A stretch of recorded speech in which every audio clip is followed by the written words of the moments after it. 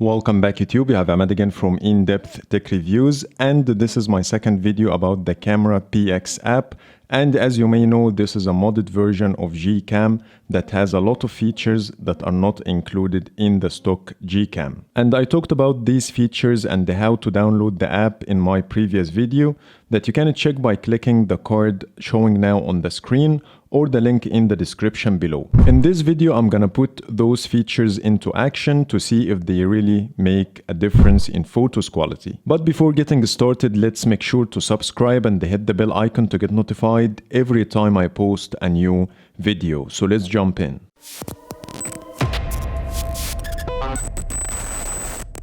In my previous video, I talked about Camera PX version 4.1. However, version 4.2 got released just after uploading my video. So let me show you the other features you get with version 4.2 and then start the comparison. The first option is DCI P3 color space, which is better than the default sRGB of the stock Gcam. And if you want to know the difference, check the article in the description below. But in a nutshell, the P3 color space has wider range of colors than the sRGB, which means the colors coming out of the P3 color space will be more vivid and true to life. But unfortunately, all the photos I will use in this comparison taken with version 4.1, except for some portrait shots that are taken with version 4.2. So I might update you with another video if I found a big difference in colors quality between the two. The second option is to enable the HDR Plus enhanced for portrait shots. And as you see here, it increases the dynamic range, but it increases the capture time as well. So does that make a difference in portraits? We will see in the comparison. Now let's start the comparison, and here are the settings used in the Camera PX version 4.1 and 4.2. The non-ZSL frame count is set to 45, maximum zoom level is set to 50x, 4K time lapse is enabled, super res zoom always on is activated, force submerge method is set to always on, portrait zoom is set to 1.5x, and finally show Astro buttons is turned on to be able to force Astro mode. So enough with the preparation, and let's start the photo comparison, and I will start with the morning comparison, and the first category is landscapes. Here's the first image. At the first glance, they look very similar, so let's zoom in to see the difference. First, the details. The image coming out of the stock camera app has more details than the Camera PX version 4.1, as you see in this part of the image. When it comes to white balance, the Camera PX app is cooler, which I like more than the warmer white balance coming out of the stock camera app. When it comes to exposure and saturation, they are identical. So let's see another image. And the first thing you will notice is the difference in white balance. Again, the Camera PX is cooler than the stock camera app, but when it comes to details, exposure and color saturation, they are identical in this image. One final image to confirm the differences. Again, for the third time, the same difference in white balance, and anything else is almost the same. So overall, the only noticeable difference between the two is in the white balance, where the Camera PX is cooler than the stock camera app. But when it comes to anything else, they are almost identical. Next, the HDR. In this image, the Camera PX did just a little bit better in showing the sun, as it looks more blown out in the stock camera app. But the difference is very, very small. In the next image, both apps have very similar HDR, and I couldn't spot any major difference. So overall, when it comes to HDR, there is no big difference between the two, but a slight edge goes to the Camera PX app. So let's move on to the portraits. In the first portrait shot, there are two noticeable differences. First, the HDR looks better in the Camera PX app, as it handled the sunlight better than the stock camera app. And the second difference is again in white balance. The stock camera app has warmer white balance as usual. When it comes to edge detection, there is no big difference between the two, but the Camera PX tends to miss more areas than the stock camera app.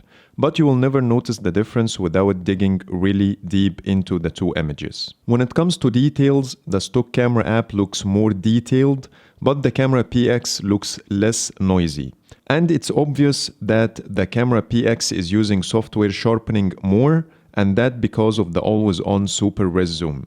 Finally, the colors, saturation, and exposure are identical. In the second portrait shot, the Camera PX has more saturated colors than the stock camera app, and that's obvious when you look at the sky and the wall. Again, as expected, the white balance is warmer in the stock camera app. When it comes to edge detection, the stock camera app is better once more. When it comes to details, again the stock camera app looks more detailed with more software sharpening from the Camera PX. So if you want more details, I recommend not to force the super res zoom in the Camera PX app. The previous images were taken with Camera PX version 4.1, but in this image I used the Camera PX version 4.2 and enabled the HDR Plus enhanced for portrait shots. And it's making a noticeable difference. If you take a look at my shirt, you will see the Camera PX app handled the sunlight better, but still the stock camera app has better edge detection. So in portraits, each app has its own characteristics. The Camera PX has better HDR and cooler white balance, while the stock camera app has better edge detection and warmer white balance. But overall, I like the overall look of the stock camera app in portraits. Also, the stock camera app images look more detailed, but maybe the settings I'm using in the Camera PX is the reason for that. But in the stock camera app, I don't need to worry about setting things up and still get really good photos. Let's move on to the macros. In this image, the Camera PX app has more saturated colors. Also, the background looks darker than the stock camera app, making the subject pop out more. When it comes to details, the image coming out from the Camera PX app has more details than the stock camera app. So overall, Camera PX did better than the stock camera app in this image. Let's move on to the next image. Again, the colors are more saturated on the right. When it comes to details, the Camera PX image looks more detailed because of the more saturated colors, which making the image more eye-catchy. So overall, when it comes to macros, the Camera PX has a slight edge over the stock camera app in details, but it depends on your personal taste if you like the more saturated colors of the Camera PX or you prefer the stock camera app less vibrant colors. Next, the zoom comparison. And as I mentioned before, the Camera PX supports up to 50x zoom, but to be able to use the telephoto with zoom levels more than 8x, you need to root the device, which is not the case here. So I'm gonna compare the 8x zoom coming from both apps and then show you samples of the 16x, 24x, and 47x. And the reason it's 47x not 50 is because the 50x didn't work with me, and the highest zoom level I managed to get is 47x. So let's check the images. So here is an image taken with 8x zoom on both apps, and I didn't spot any difference between the two except in white balance. The stock camera app makes the image too warm when zoomed in, so I prefer the cooler tone of the Camera PX app here. Now let me show you some samples of the Camera PX app up to 47x zoom. As you can see, it's not too bad, and it can be better if the telephoto lens is used instead of the primary camera. However, the quality you see now will be similar if you're gonna use it on the Pixel 3 or Pixel 2 because they have one lens anyways. Next, the time lapse. And this is the best feature in the Camera PX app as it allows you to record 4K time lapse while the stock camera app is limited to 1080p. And as you see, the quality difference is very obvious between the two, and that made me use the time lapse more frequently than before. So the clear winner here is the Camera PX app. So I'm done with the morning shots. Let's move on to the night shots. In night shots, there is a very important difference between the two apps. The Camera PX can force the Astro mode even without a tripod or low light condition, which means you can take handheld night shots with the Astro mode enabled. However, sometimes the time required by the Camera PX app will be 2 or 3 seconds, which is the same as the night sight. So you won't see a difference. Some other times it needs 18 to 20 seconds, which is acceptable to hold the phone steady with your hands for 20 seconds, but also it requires 1 minute and more in certain scenarios, which is so hard to hold the phone with your hands for that long. But in this case, you can stop the capture in the middle whenever you want after 10, 20 or 30 seconds and take advantage of the extra seconds you get with the Astro mode enabled to enhance your night shots. So let's start the comparison. In this image, I forced the Astro mode in the Camera PX app and used the normal night sight in the stock camera app. The Camera PX took 18 seconds to capture this image while holding the phone in hand, and the night sight took about 2 seconds. And the extra 16 seconds taken by the Camera PX really paid off. The image of the Camera PX is a lot cleaner with a big difference in the amount of noise and detail. So the clear winner is the Camera PX app, as it gives you the ability to force the Astro mode and enhance your night shots. And here's another image taken under the same conditions. And as you see, the image coming out from the Camera PX app with forced Astro mode looks a lot cleaner than the normal night sight. And when I zoom in, it's a day and night difference.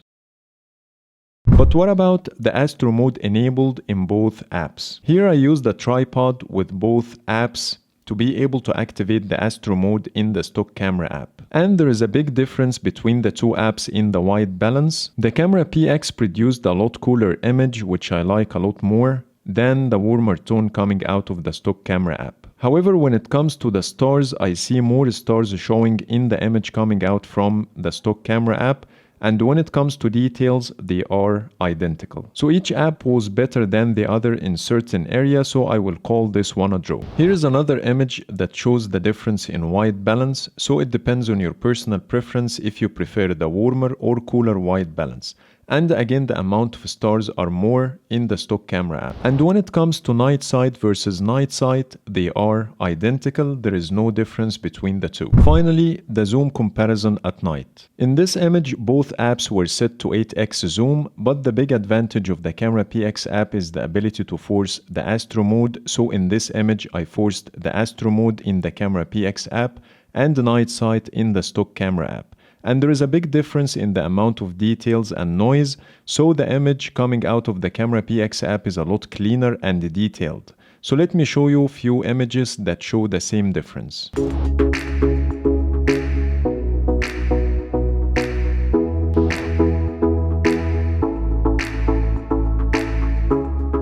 Also, you can use a tripod and force the Astro mode if you want to take good zoomed images at night with more than 8x zoom, and here are some samples.